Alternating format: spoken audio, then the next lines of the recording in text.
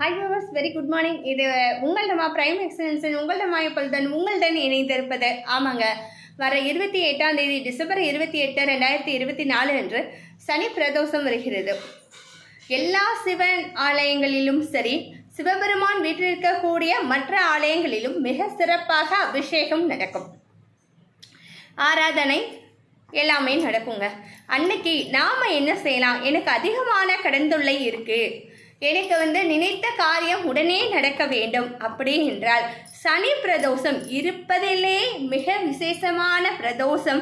பிரதோஷங்களில் மகா பிரதோஷம் எது என்றால் இந்த சனிவாரத்தில் வரக்கூடிய பிரதோஷம் தாங்க. இந்த சனி பிரதோஷம் மிக மிக சிறப்பான ஒன்று. எனக்கு கடன் தொல்லை தீரவே மாட்டுது அப்படின்னா கண்டிப்பாக நீங்கள் அபிஷேகத்திற்கு நல்லெண்ணெய் வாங்கி கொடுங்க.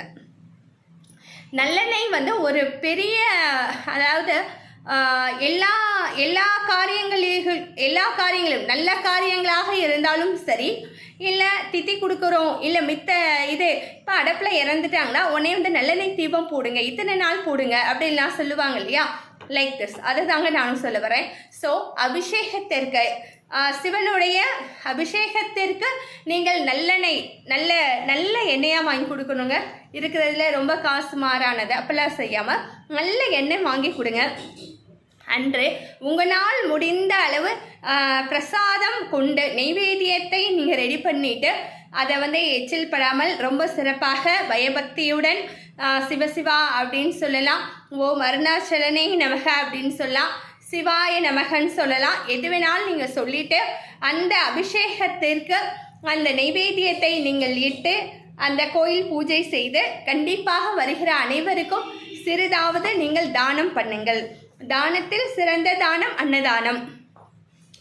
இப்போ நம்ம நோய்களினால் கஷ்டப்படுகிறோம், இல்லை எங்கள் வீட்டில் நல்ல காரியங்கள் விசேஷங்கள் எதுவுமே நடக்கலை, திருமணம் நடக்கலைங்க, திருமணம் ஆகி ரொம்ப நாள் ஆயிடுச்சு, குழந்தை பாக்கியம் இல்லாமல் இருக்கு, கல்வியில் குழந்தைகள் பின்தங்கி உள்ளார்கள், இது எதுவாக இருந்தாலும் சரி கண்டிப்பாக இது நம்மளுடைய கர்மவினை பயனாக தான் நடைபெறும்.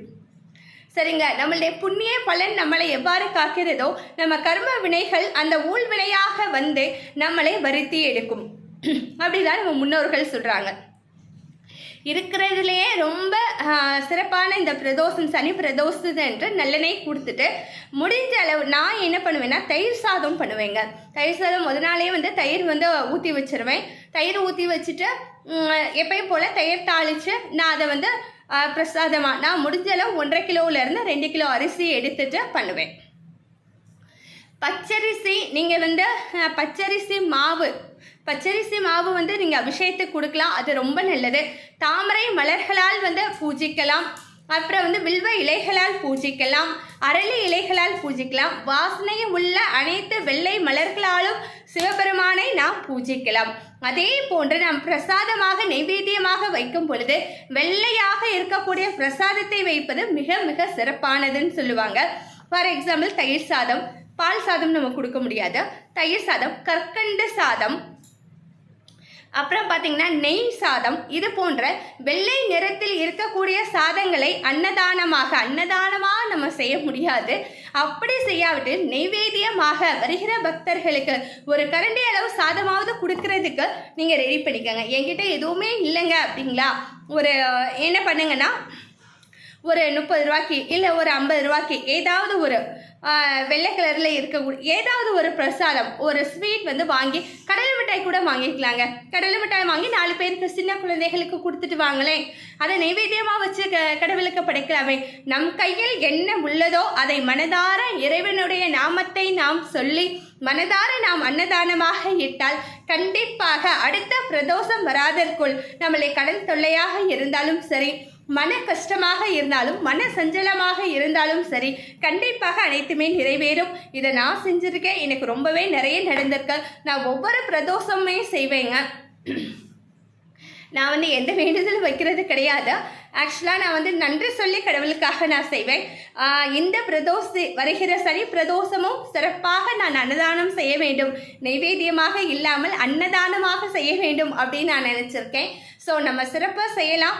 நம்மளுடைய வாழ்க்கை நலமுடன் வளம் பெற நாம் வெற்றியாளனாக இருந்தால் மட்டும் போதாது, இந்த உலகத்தில் நாம் சாதனையாளராக மாற வேண்டும் என்பதை சிவபெருமான் திருவடியில் சமர்ப்பணம் செய்து நம் பிரார்த்தனைகள் அனைத்தையும் இறைவனே நான் உன்னை சரணடைகிறேன், நீயே கதி என்று நாம் சொல்லி சிவபெருமானை வழிபட்டு அடுத்த பிரதோஷத்திற்குள் கண்டிப்பாக அனைத்து இன்னல்களையும் நாம் துறந்து மறைந்து மன நிம்மதியுடன் மகிழ்ச்சியுடன் வாழ்வதற்கு என்னுடைய வாழ்த்துக்கள், என்னுடைய வணங்குதலும் வாழ்த்துக்களும் உங்களுக்காகவே. இது நம்மளுடைய வியூவர்ஸ்க்காகவே. பிரைவேட் எக்ஸலன்ஸின் உங்களிடமா உங்களுடன் இணைந்திருப்பது. Bye viewers, have a great day.